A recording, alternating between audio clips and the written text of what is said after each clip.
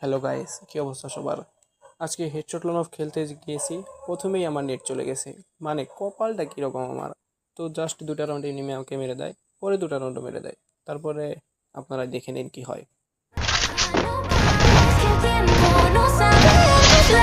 Solo una señal, mi cuerpo no puede entenderlo. Roja y me siento calme, sin prometer bailando. Solo vivago, el silencio me cae.